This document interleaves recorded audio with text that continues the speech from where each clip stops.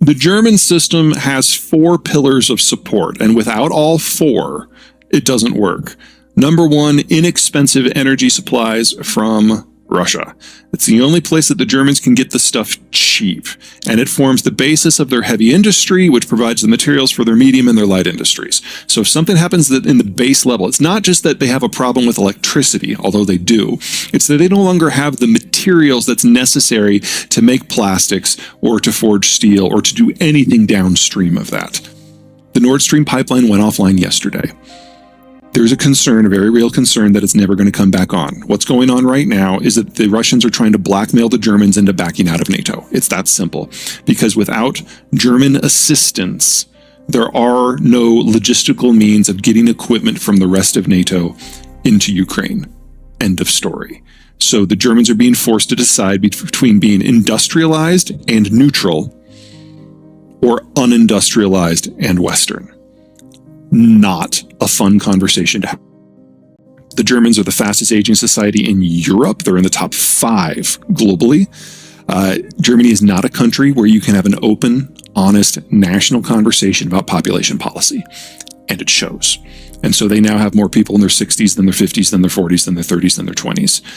Until now, this has worked. Because when you have a lot of people in your 40s, 50s, and early 60s without kids, they can work long, they can work hard, they can get better educated, they're the most productive workers on the planet. But that group that is in the 60s is now flipping into retirement this decade, and that changes things overnight, going from an advanced worker base with lots of experience to a retired worker base where the experience is irrelevant. That happens this decade. That was always going to happen this decade. This was always going to be the last decade of the German manufacturing model. Third, it's not just about the Germans. A successful manufacturing system requires different stages of production with different workforces, with different skill sets at different costs. The Americans do this with Mexico. The Germans do this with Poland and the Czech Republic and Romania and Ukraine. And it's now over. And then finally, you need globalization. Because when you have an advanced population that's top-heavy, you don't have enough people to consume. You have to export the stuff. And the Americans have lost interest. So it's not just Nord Stream. That's just the proximate cause of the day. All 4 of these pillars were already breaking. The demographic ones were definitely going to break completely this decade. With the Americans, it all depends upon our mood. And then, of course, the Russians are just forcing things into the light right now. So the German manufacturing model cannot survive the 2020s. The Russians get to decide whether it survives 2022. Well, let's deal with the punchline first. China doesn't survive the decade as an industrial power, probably not even as a unified country. The demographic situation now there is so bad that, and the aging is happening so quickly, and the birth rate dropped so low so long ago, that by 2050, the population of China will be less than half of what it is today. And we're already in a situation in, I was going to phrase that wrong. Well, remember, Germany has more in their 60s and their 50s and their 40s and so on. Their demographic does this towards the children. China's does this. Right. Their point of no return was 30 years ago. This is not a recent thing. Combination of the fastest urbanization humanity has ever experienced with the one-child policy at the same time, that was national suicide, and now they're dying. They no longer have a workforce that is competitive in any manufacturing sector. There is not a product that is made anywhere else in the world there's not a product made in China that can't be made cheaper elsewhere. And the only reason we still think of China as a manufacturing power at all is because of the pre-existing sunk costs of the industrial plant, but the COVID lockdowns are even removing that from the table. So there's no reason to expect China to ever get better. Also, their energy comes from a continent away, except for the part that comes from 2 continents away. Also, all of the inputs that they need for their food, with the exception of phosphate fertilizer, they're all imported. So anything happens to globalization for any reason, and this is a country that just ceases to exist. There is no way with deglobalization that China emerges from this decade with more than 700 million people. It's going to be that bad and that catastrophic.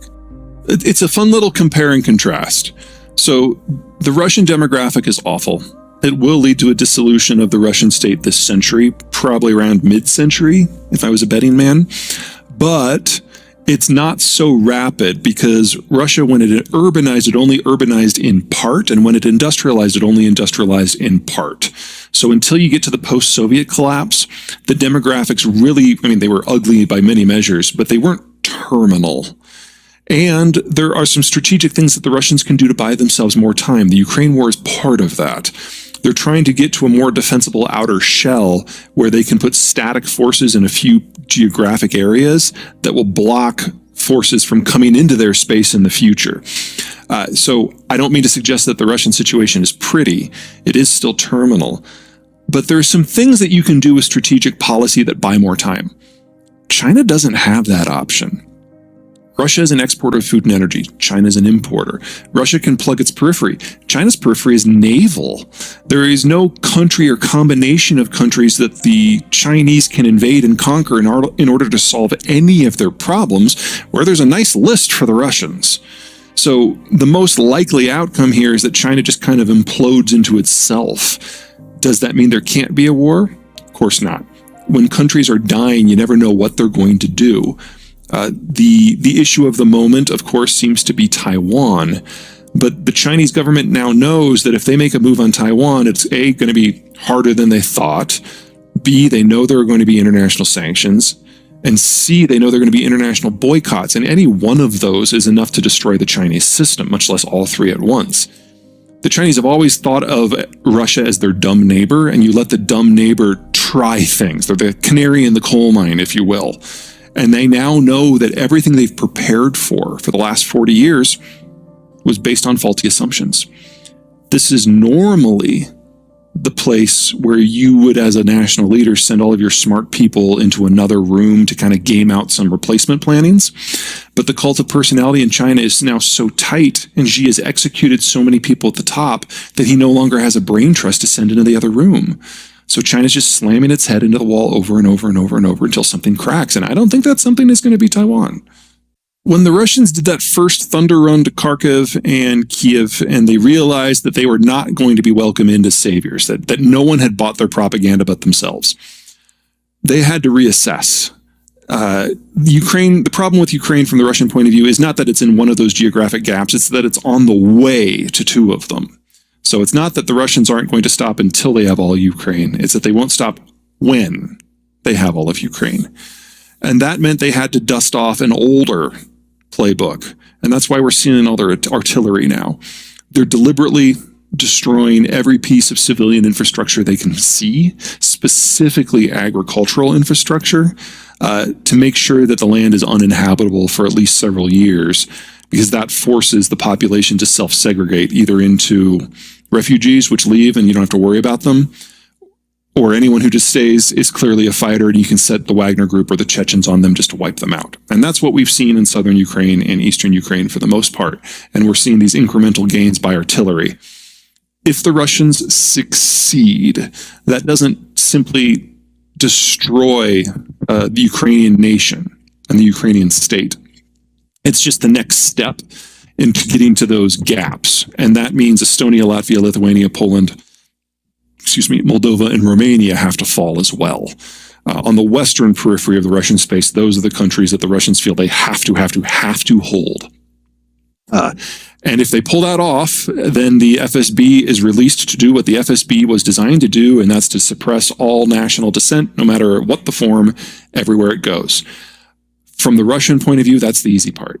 The hard part is conquering the country in the first place.